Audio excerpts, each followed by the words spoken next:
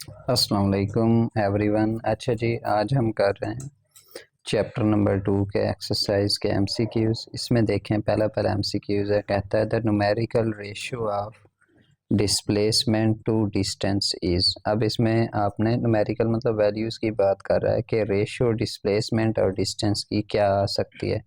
अब आपको पता ही है, हमने दो क्वांटिटीज़ पढ़ी थी। डिस्प्लेसमेंट होता है शॉर्टेस्ट डिस्टेंस, मतलब कम से कम डिस्टेंस दो पाथ के दरमियान, और डिस्टेंस क्या है, एक्चुअल कोई भी हमारे पास लेंथ है दो पाथ के दरमियान, तो वो उनका डिस्टेंस होता है।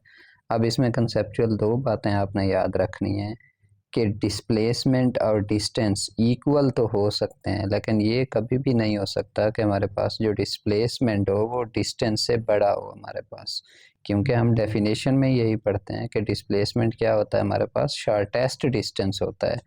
तो अब इसमें दो चीज़ें दोबारा आपने गौर से सुन लेनी है कि डिस्प्लेसमेंट और डिस्टेंस इक्वल हो सकते हैं। हो सकता है एक ही पाथ हो, वही लेंथ होती है दो पाथ के दरमियान, तो डिस्प्लेसमेंट और डिस्टेंस इक्वल तो हो सकते हैं, लेकिन ये नहीं हो सकता कि डिस्प्लेसमेंट जो है ना वो बड़ा हो, ज़्यादा हो हमारे पास, और डिस्टेंस की वैल्यू कम हो, क्योंकि डिस्प्लेसमेंट तो शॉर्टेस्ट होना चाहिए डिस्टेंस से। तो ये दो चीज़ें हैं। अब मुझे बताएं, अब हम न्यूमेरिकल रेशियो फाइंड आउट कर रहे हैं। अगर डिस्प्लेसमेंट और डिस्टेंस होंगे इक्वल, तो ये रेशियो है, डिस्प्लेसमेंट ऊपर आएगा, डिस्टेंस नीचे आएगा, दोनों की वैल्यू सेम होगी ना, इक्वल है अगर। तो ये देखें, पहला इक्वल तो ठीक हो गया। दूसरा हमने कहा डिस्प्लेसमेंट की, या फिर दूसरा ऑप्शन ये बचता है कि डिस्प्लेसमेंट की वैल्यू हमेशा क्या होगी हमारे पास, कम होगी डिस्टेंस से। तो अब अगर ऊपर वैल्यू बेटा कम हो और नीचे ज़्यादा हो, नोमिनेटर में वैल्यू कम हो और डिनोमिनेटर में ज़्यादा हो, तो आंसर हमेशा लेस देन 1 आता होता है। ये आप कर लीजिएगा। फॉर एग्जांपल डिस्प्लेसमेंट आप 2 ले लें, तो डिस्टेंस हम ज़्यादा लेंगे ना, डिनोमिनेटर में ज़्यादा वैल्यू आनी चाहिए। 2/4 करेंगे तो आंसर लेस देन 1 आएगा, या कोई भी इसी तरह का। तो इसका मतलब पहला जो हमारे पास बेटा है, इसका करेक्ट ऑप्शन कौन सा बनता है कि डिस्प्लेसमेंट और डिस्टेंस की रेशियो या इक्वल हो सकती है या हमारे पास लेस देन 1 हो सकती है। तो ये दो डी ऑप्शन हमारे पास ठीक है। आगे डेफिनेशन गिवन है, if a body does not change its position with respect to some fixed point. ये हमने पढ़ी हुई है चैप्टर के अंदर से। अगर किसी चीज़ की पोजीशन चेंज नहीं हो रही तो वो हमारे पास किस में होता है, रेस्ट में होता है। तीसरा देखें, कहता है a ball is dropped from the top of a tower. अब आपको याद हो तो हमने कल ही ये इक्वेशन ऑफ मोशन हमारे पास पढ़ी है। A ball is drop, drop का मतलब क्या है, गिराई गई है हमारे पास। तो बॉल अगर हमारे पास गिराई गई है तो आपको पता है उसकी इनिशियल वेलोसिटी क्या होगी, ज़ीरो। अगर ऊपर से हम बॉल को गिरा रहे हैं तो इनिशियल वेलोसिटी वी आई तो हो गई zero. The distance covered by it in the first second. अब टाइम हमारे पास क्या लेना है, 1 सेकेंड लेना है, और हमने उसका फाइंड आउट क्या करना है, डिस्टेंस। तो इसका देखें, नोट्स वगैरह में कैलकुलेशन आपकी नहीं होगी, ये मैंने हमारे पास इधर की हुई है। ये हमने इक्वेशन ऑफ मोशन बेटा पढ़ी है, S is equal to V I T plus 1/2 G T square, gravity वाली। कौन सी इक्वेशन ऑफ मोशन है, नाम बता रहा हूँ, S is equal to V I T plus 1/2 G T square. ये आपने पढ़ी है सेकेंड इक्वेशन ऑफ मोशन, ठीक है, second equation of motion free fall वाले केस में। अब आपको अभी बताया, इस केस में देखिए, a ball is dropped from the top of a tower. इसका मतलब क्या है कि इनिशियल वेलोसिटी तो ज़ीरो थी। अब दोबारा इक्वेशन देखिएगा, एस इज इक्वल टू मैंने कहा है V I T plus 1/2 G T square. तो वी आई तो ज़ीरो है, तो वी आई टी वो पोर्शन सारा ज़ीरो नहीं हो जाएगा, तो इक्वेशन यही नहीं बच जाएगी, S is equal to 1/2 G T square. तो ये आ गई इक्वेशन। अब मुझे बताएं, जी की वैल्यू आप सबको पता है 10 होती है, 10 लिख दें इधर, ज़्यादा आसान है। उसने कहा है फर्स्ट सेकेंड, तो टाइम हमारे पास क्या है, 1 सेकेंड है। तो अब देखें, जब हम टाइम 1 सेकेंड लेंगे, 1 का स्केयर, जी की वैल्यू 10 है, 10/2 का आंसर क्या आएगा, 5। तो 5 मीटर डिस्टेंस आ जाएगा। तो ये बेटा आपका करेक्ट आंसर है। अब ये आपने सोल्यूशन बेटा अच्छे तरीके से ये अपने फार्मूला साथ लिखते जाइएगा। इसके साथ इधर ये जगह देखें बची हुई है, वैल्यूज़ वगैरह पुट कर लेनी है ताकि रट्टा ना लगे। ये एक्सरसाइज के एमसीक्यूज वेरी इंपॉर्टेंट होते हैं। अब देखें चौथा हमारे पास, कहता है a body accelerate from rest. अब जैसे हमने कंडीशंस पढ़ी हैं, ये वाली चीज़ भी वही थी। अगर कोई चीज़ रेस्ट से स्टार्ट होती है, तो एक चीज़ स्टार्ट हो रही है, पहले रुकी हुई थी, तो उसकी इनिशियल वेलोसिटी क्या थी, ज़ीरो। ये यहाँ से पता चला है, रेस्ट लिखा हुआ है। तो एक चीज़ हमारे पास चलती है, एक्सेलरेट होती है, फ्रॉम रेस्ट, रेस्ट का मतलब क्या है, इनिशियल वेलोसिटी ज़ीरो हो गई V I zero, to a velocity of 144 kilometre per hour. अब ये जो वेलोसिटी है बेटा ये कौन सी है, ये है फाइनल वेलोसिटी।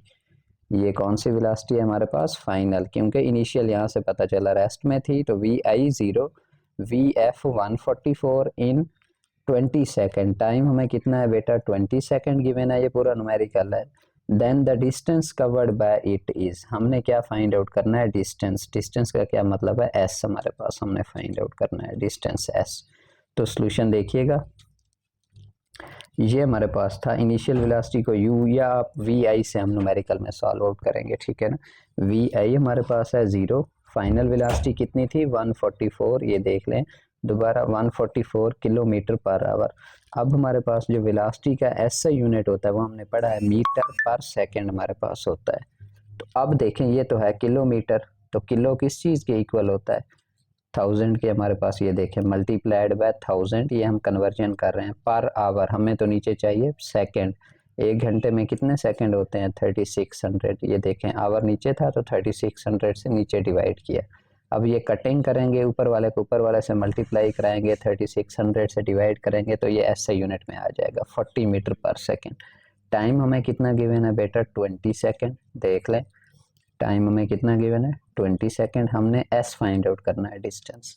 तो कौन सी इक्वेशन लगेगी हमारे पास इसके लिए, देखें पहले तो हमने एवरेज वेलोसिटी वाला भी कंसेप्ट पढ़ा हुआ है। तो एवरेज वेलोसिटी या किसी भी चीज़ की वैसे एवरेज फाइंड आउट करनी है तो क्या करते हैं, जितनी वैल्यूज़ हों, ये वी आई है ये वी एफ है, दो वैल्यूज़ है ना, उनका सम करते हैं, दो के साथ डिवाइड कर देते होते हैं।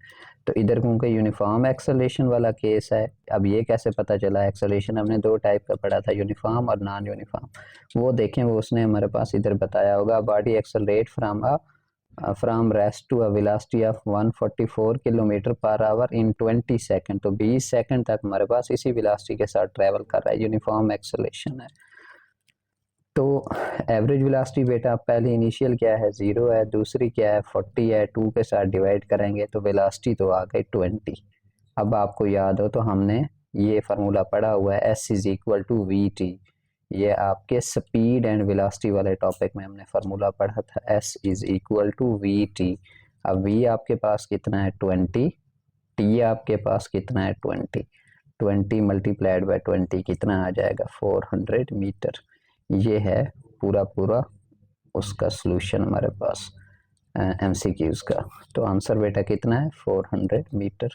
होप सो कवर हो गया होगा। अब पांचवा देखते हैं, ये थोड़े से मुश्किल हैं बेटा, न्यूमेरिकल्स पूरे पूरे हैं एमसीक्यूज में, लेकिन वेरी इंपॉर्टेंट हैं क्योंकि एक्सरसाइज से एमसीक्यूज आते हैं, इसलिए इनको डिटेल के साथ हम देख रहे हैं, रट्टे वाले आपने नहीं करने हैं। अब body is moving with constant acceleration, अब देखें बता रहा है कि एक बॉडी है वो मूव कर रही है कांस्टेंट एक्सेलरेशन के साथ, स्टार्टिंग फ्रॉम रेस्ट, फिर वही बात नहीं आई, कोई चीज़ रेस्ट से स्टार्ट हो रही है तो उसकी इनिशियल वेलोसिटी क्या होगी ज़ीरो, ये हमें यहाँ से पता चल गया कि वी आई ज़ीरो है। It covers a distance S in 4 second, time कितना है हमारे पास 4 सेकेंड, तो कहता है 4 सेकेंड में वो कोई डिस्टेंस कवर करता है।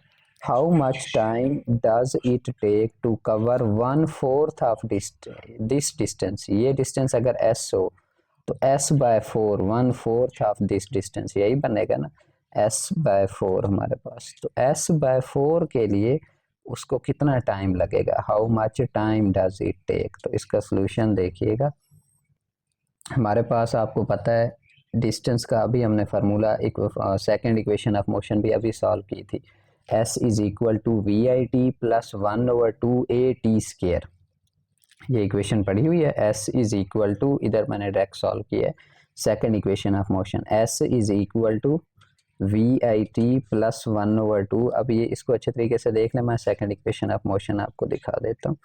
तो ये हमारे पास बेटा हमने पढ़ी थी ये वाली, s is equal to V I T plus 1/2 A T square. अब ये जो वाला न्यूमेरिकल है इसमें आपने शुरू में बताया नहीं है स्टार्ट फ्रॉम रेस्ट, तो वी आई ज़ीरो है, ये सारा पोर्शन ज़ीरो नहीं हो जाएगा वी आई टी वाला, जब ये पोर्शन हमारे पास ज़ीरो हो जाए तो आगे क्या बचेगा, s इज इक्वल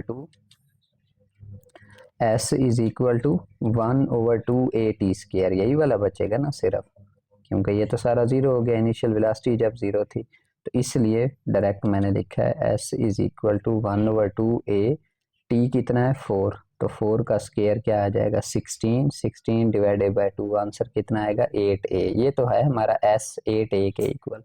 उसने s तो नहीं पूछा था, उसने क्या पूछा था 1/4 ऑफ द डिस्टेंस, यही बात पूछी थी। तो हमने तो s/4 फाइंड आउट करना है, तो इस इक्वेशन में s/4 कैसे फाइंड आउट कर सकते हैं, क्या डिवाइड किससे डिवाइड करेंगे 4 के साथ, ज़ाहिर सी बात है। तो दोनों साइड पे बेटा जब 4 के साथ डिवाइड करेंगे, देखें s/4 इज इक्वल टू, ये 8a आया था 8a/4, तो s/4 किस चीज़ के इक्वल होगा 2a के। s/4 हमारे पास किस चीज़ के इक्वल आ जाएगा 2a के। अब ये हमने डिस्टेंस फाइंड आउट करना है, इसका मतलब s/4 यही फाइंड आउट करना है ना। तो इसकी जगह पे आंसर क्या आ गया 2a। तो हमारी इक्वेशन तो ये है 1/2a t स्क्वायर। तो 2a is equal to 1/2a t square, s की जगह पे 2a पुट किया जो हमें चाहिए था s/4। तो अब देखें एक्सेलेरेशन, तो एक्सेलेरेशन के साथ हो जाएगा कट आउट, ठीक है। ये 2 भी हमारे पास, 2 भी 2 के साथ हमारे पास क्या हो जाएगा कट आउट हो जाएगा। उसके बाद हमारे पास ये, बल्कि 2 हमारे पास इधर डिवाइड हो रहा है, हाँ जी इधर डिवाइड हो रहा है, तो ये उधर जाकर हमारे पास क्या हो जाएगा मल्टीप्लाई, ये ए के साथ कट गया, तो टी स्क्वायर किस चीज़ के इक्वल आ जाएगा 4 के। अब टी स्क्वायर 4 के इक्वल है, तो टी किस चीज़ के इक्वल आ जाएगा 2 के, क्योंकि अंडर रूट लेंगे तो अंडर रूट और स्क्वायर कैंसिल आउट हो जाएंगे। T is equal to 2 second. दोबारा इसका सारा सोल्यूशन देख लें, second equation of motion use की है, s/4 चाहिए था तो s/4 के साथ डिवाइड किया है, वो 2a के इक्वल आ गया, इसकी जगह पे वैल्यू पुट कर दी है 2a, और इक्वेशन हुई 1/2a t स्क्वायर जो भी हमारे पास थी यही वाली। तो इसमें हमने कटिंग की है और t हमारे पास कितना आया 2 सेकेंड।